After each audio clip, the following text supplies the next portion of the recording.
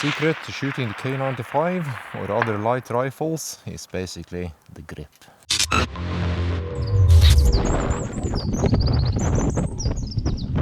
Some of you might have noticed that I have restocked my K95. So this stock here is essentially a 3D scan of my old stock. And Blaser did the job for me, so the data is in the Blaser system. Whether or not they want to sell you a stock, I don't know. And compared to the original, the ridgeline here is much higher. It's made for scope shooting and it's not possible to use it with the traditional open sights. The moment I have cheek contact here, I also have a good view through the scope, near perfect. Immediately a full and good sight picture.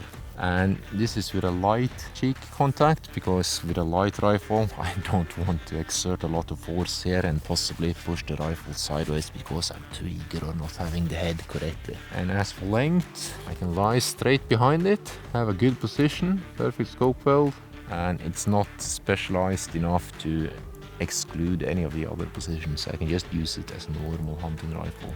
Good all around, but with a better scope fit. Also the grip, it's nothing extreme, it's not completely vertical, but it is fuller, and it does acknowledge that I have a muscle here in the thumb. So there's a good fit here for the thumb muscle, and when I pull back I have a good contact and I don't have to do anything unnatural with the hand. And the sum of all of this is, of course, it's easier to shoot the rifle better. It's not as extreme as my R8, which is anatomically fitted, but a K95 for me is tradition, wood and patina, and the Ultimate just doesn't do that for me.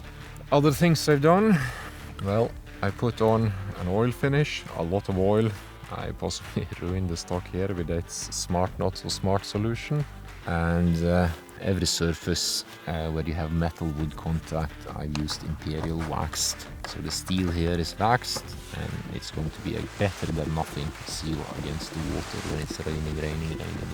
Another thing which I've also done with my K95 is modify the rear screw, so I only need this small hand tool here. I can just simply insert it straight into the pad here, and I can adjust the tension on the stock screw, because I have a lot of rain and that change in humidity will cause the stock to move, and eventually the screw will rattle loose. You will have the steel coming in here like a sledgehammer. You can risk having the stock just fall apart, just like my old stock did. So small handy modification here, and it makes the rifle a bit more expedition proof, so to speak. And I can fix most of the problems now in the field. We'll just do some more shots. I need to get some volume, so my marksmanship will be up to scratch, and we'll just shoot some targets now. It's not going to be part of any of the lesson plans. Okay? Goodbye. This episode contains sponsored items. Before you go, subscribe, like, and comment. Click the bell if you want notifications of new episodes.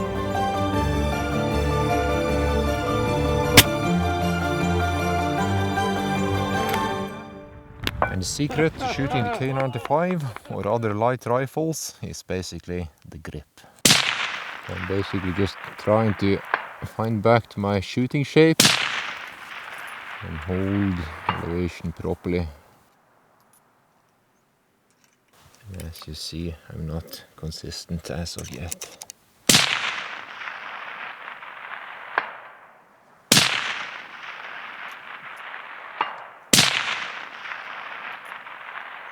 We're in the end of what you can shoot in one string with a K95.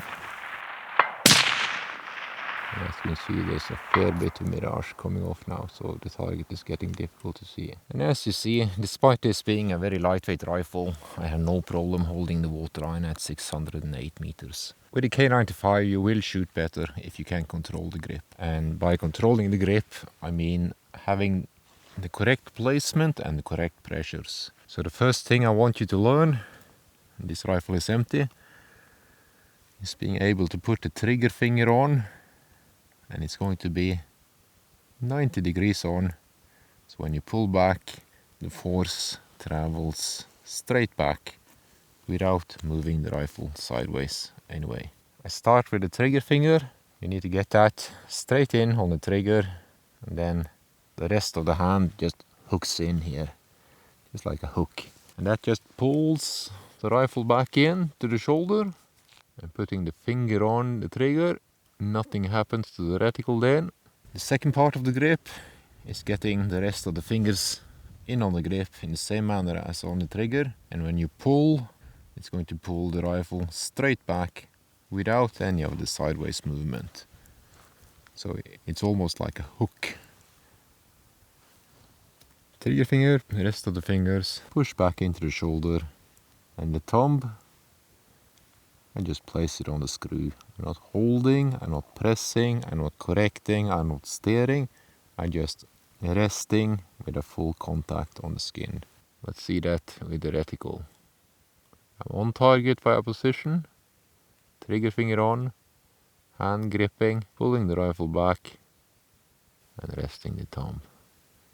And as you see, when I stop talking, the crosshair stays on the target. Pull it back into the shoulder, and when you have the rifle in the shoulder, you should be straight on the target, and if you're not, you have to move your whole body until the crosshair rests on the target when you pull the rifle back in the shoulder. So it is my position behind the rifle and how I line up the rifle that keeps the crosshairs on the target. Now, you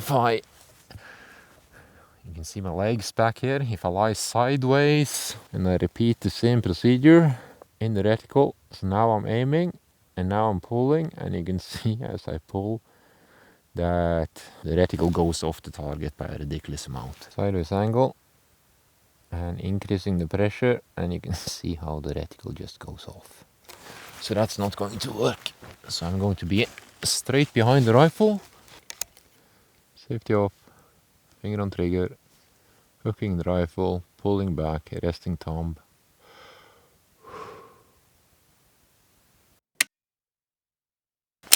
Now let's do the same, where we're doing it almost correct, but I'll just slap the trigger.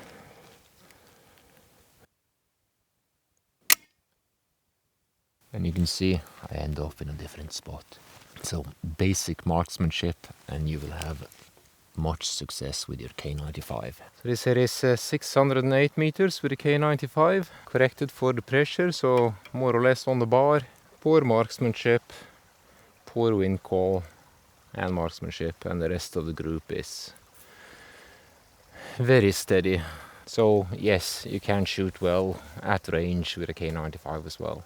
As long as you apply basic marksmanship and master the grip, you know how to hold your K95, you're going to do fine. Subscribe to the THLR channel by clicking the left logo icon, so you'll be shooting straighter than a drunk skunk before the sun shines over northern Norway.